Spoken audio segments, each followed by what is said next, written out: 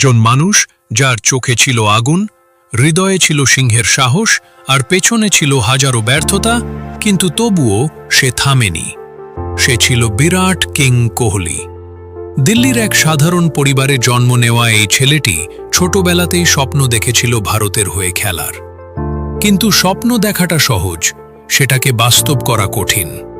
বিরাট জানত শুধু প্রতিভা দিয়ে নয়, কঠোর পরিশ্রম, নিয়মানুবর্তিতা আর মানসিক দৃঢ়তাই তাকে গন্তব্যে পৌঁছাবে। 2006 সালের কথা।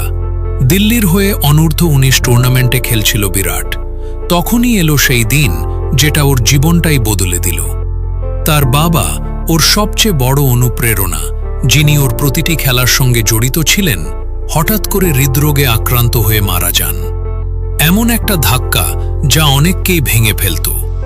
কিন্তু বিরাট, বাবার মৃত্যুর পরদিন সকালে মাঠে নেমে গেল সে খেলতে। হ্যাঁ, চোখে ছিল অশ্রু, মনে ছিল দুঃখ, কিন্তু একটাই লক্ষ্য, আমি থামব না। এটাই ছিল তার চরিত্রের আসল পরিচয়। সেই একাগ্রতা, সেই আত্মনিয়ন্ত্রণ, সেই আত্মবল তাকে ধীরে ধীরে তৈরি করল এমন একজন ক্রিকেটারে যার নাম শুনলেই প্রতিপক্ষ কাঁপে। ধীরে ধীরে সাফল্য আসতে শুরু করল। 2008 সালে অনূর্ধ্ব-19 বিশ্বকাপ জয়, তারপরই ভারতীয় জাতীয় দলে ডাক। কিন্তু শুরুটা সহজ ছিল না। ওর ফিটনেস, ডায়েট, খেলার ধরন সব নিয়ে সমালোচনা হয়েছিল। কিন্তু বিরাট প্রতিবারই নিজেকে প্রমাণ করেছে। তিনি শুধু একজন ব্যাটসম্যান নন, তিনি একজন উদাহরণ, যিনি দেখিয়ে দিয়েছেন ফিটনেস মানে কি, ডেডিকেশন মানে কি, এবং ক্যাপ্টেন্সি কাকে বলে। Self belief and hard work will always earn you success. এই লাইনটা শুধু তার মুখের কথা নয়, ওর জীবনের বাস্তব চিত্র। একসময় যারা বলতো ও তো শুধু স্টাইল মারে, তারাই আজ বলে ওই ছাড়া ভারত যেন অসম্পূর্ণ।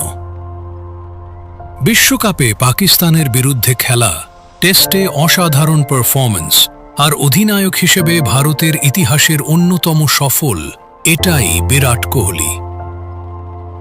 কিন্তু আজও সে প্রতিদিন সকাল 6টায় উঠে প্র্যাকটিস করে। নিজের ফিটনেস নিয়ে একটুও ছাড় দেয় না, কারণ সে জানে সাফল্য একটা গন্তব্য নয়, এটা একটা সফর। তুমি যদি জীবনে কিছু করতে চাও, বিরাটের জীবন থেকে একটাই শিক্ষা নিও, কখনো হাল ছেড়ো না।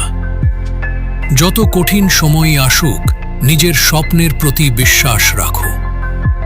যারা তোমার পিছনে হাসে, একদিন তারা তোমার জন্য করতালি দেবে। শুধু